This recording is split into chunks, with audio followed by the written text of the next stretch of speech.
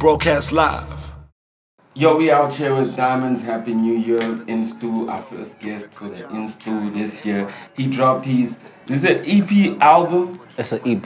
He dropped his EP, It's an EP. last year. It was like close to beginning of December. No, it was mid-November. Yeah. Mid-November. Alright, Yeah. yo. So the man is called Die Mondez. You know, everybody goes Demon. A lot of Demon. people. A lot of people.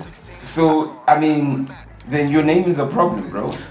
I don't think necessarily it's a problem. I just think maybe how I spelt it. You feel me? Because I was kind of hoping that people would catch on to it being diamonds. You feel me? Which is why also I named the project that Diamonds Are Forever. It was also like a thing to kind of help people understand that, yo, my name is not really Die Mondez because I'm not white or anything. Yeah. You feel me? Like I'm black. I don't know why people would assume because, that. you know, you and Zoocci are coming from Pretoria, so someone thinks that maybe Zoocci also has got another Costa, you know. Nah, nothing like that, bro. But I just, you know, I wanted to just have it in a different way because I didn't want to just have it as like diamonds. Yeah. You feel me? Like the regular spelling. I wanted to write it my own way. Why the name though? Why that name? Damn, it started like, I think I was like in grade 8 or something like that. So it was me, Zoo, and some other homie of ours, K2, and we was in studio recording. K2? K2? Yeah. Not the La Para. Yeah, not Big Brother K2, some other K2 of ours. So I was about to be like, K2, Drake. Nah, not that homie. But yeah, and then we was in the stool, and then I just started rapping like, you know, some crazy flows that day, and they're like, yo man, that flow's crazy. It's like red, nigga. It's like some diamonds. I was like, hey man, I kind of like that name. You feel me? So I'm gonna go with that, and then I just went with it. Alright, that's dope. Yeah. So you know, your intro pressure, it gives it talks about like obviously the pressures. All this pressure weighing down on my soul. I know everything that glitters ain't gold. Heard my aunt pass just a couple days ago. Shit, couldn't even make it to the funeral. It feel like I'm on a path less chosen. I loved ones left me cold and frozen. And I was like, you know, for me, when I don't know a person, it's always like I always ask myself, is those lyrics, or is it life, or is it real, you know? I just give me a bit of your backstory, you know, just even for the next guy who listens, they go, oh, yo, that's your backstory, but you rapped it like that, you know? Because that's what it's all about, you know what I mean? So give me a bit of a backstory, yeah?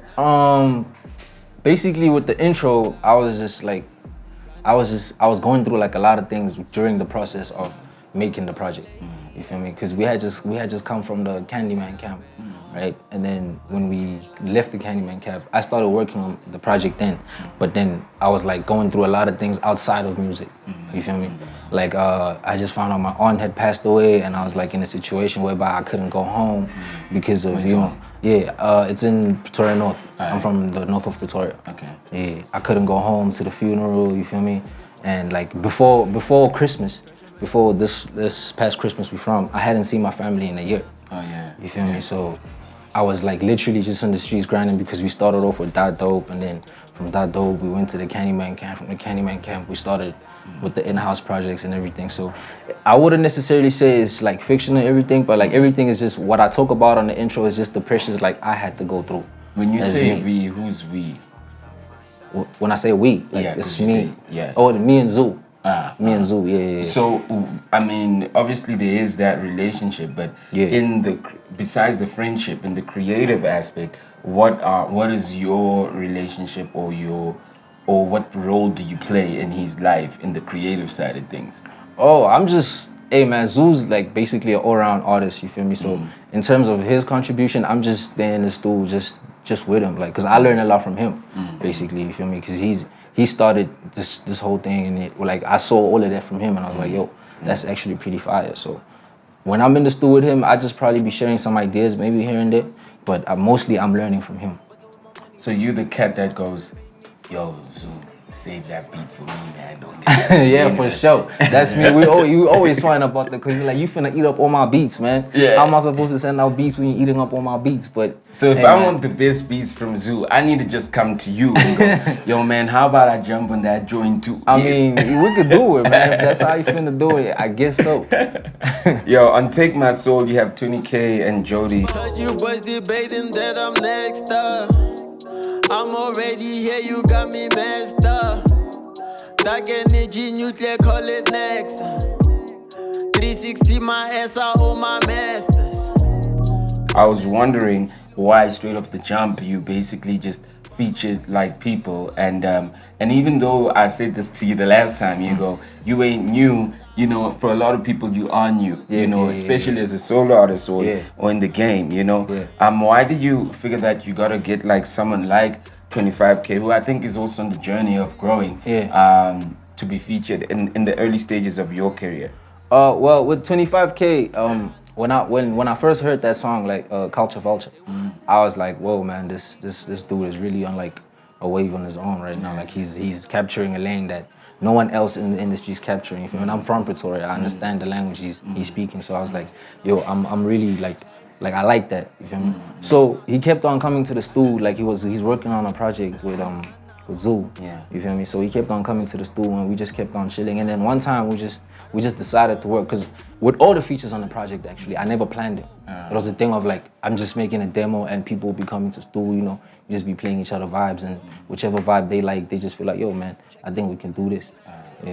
What do you think the standard of rap is, though? I mean, specifically from that joint, you know, you do show a little bit of dismissal of the standard of rap, you know? If I had to be totally honest, man, I feel like only right now we hit it to where we supposed to be. Like only right now we really like stepping into the potential that we have inside the South African industry, you feel me? Because I feel like a lot of people are just doing it because it's being done. They're not really doing it for the art of it, or they're not doing it for, like, most of the songs that are coming out right now ain't really a message behind them. Like, it's not really, you feel me? Like, it's just like vibe things. It's not things you can really relate to or nothing like that. And I just feel like with now I'm kind of opening up more to it, and I'm kind of seeing that, okay, people are starting to take it seriously, and you know, like more artists are like coming in, putting everything into it, because we would just like give dabs to people who would give us mediocre things. And I wasn't really cool with that, because I gave my all to everything. Like in every single song that I do, I make sure it's my best. And you're around someone that's also consistent. You feel me? Exactly. Like everyone around me is they so passionate about this music thing that when you see someone take it so lightly, you just like, but bro, like, you feel me? So yeah, that's why I rapped about it. It's like the standard of rap is not really where it's supposed to be. Everybody just want to talk without the facts. You know, a lot of people pray for a lot of things, you know, for money, girls, cars, and you prayed not to be caught in a jump off. Explain that, bro. Explain why is that a prayer?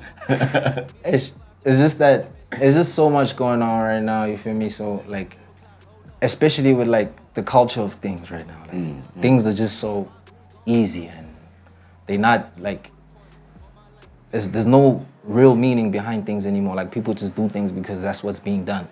You feel me? Like nobody's doing it because that's what they feel like this is what they gotta do, or it's like a calling for them. So especially with like the young culture, you feel me? Like you can't really trust like that anymore. So I pray that like whoever's around me is as genuine as I am towards them. So that's like the prayer that I'm talking about there. I don't want to be caught in like no jump off situations. I'm just gonna be around like some real vibes, like you feel me? It's just like rare, obviously, in today's rap, when guys go, I pray I don't get caught in a jump off. It's like, I don't want to like end up in jail because I'm going to fuck you up. So it's just rare in today's rap to hear, because that sounds like, it's like old rap. It's our rap when niggas always wanted to fight, you know? So I was like, oh, okay, cool. This could be interesting. Is this guy like going to fuck somebody up? You know what I mean?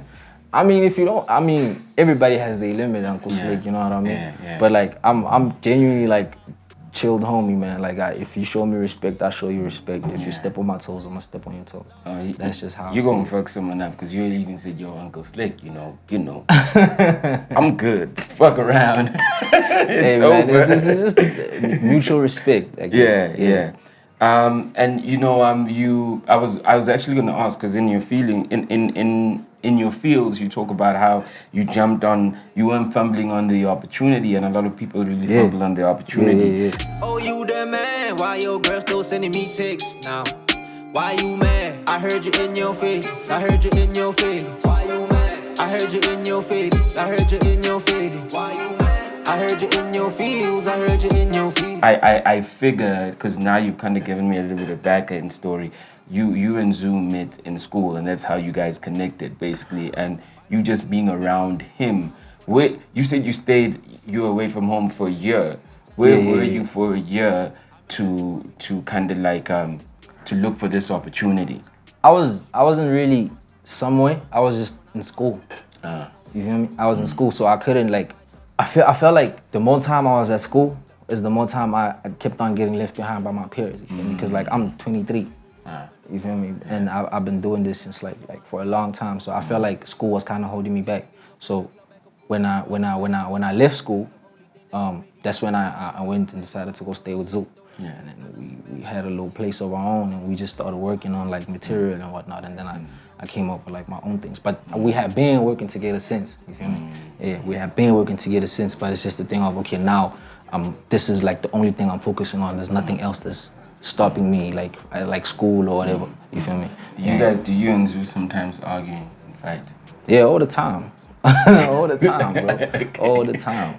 Both of y'all look super chill. You guys, all the time. Nah. We like. I mean, you know, it's not anything we never able to sort out. Yeah. You feel me? It's just like it's always better to if me and you are brothers. It's always better if I got a problem with something, I let you know right now. You feel me?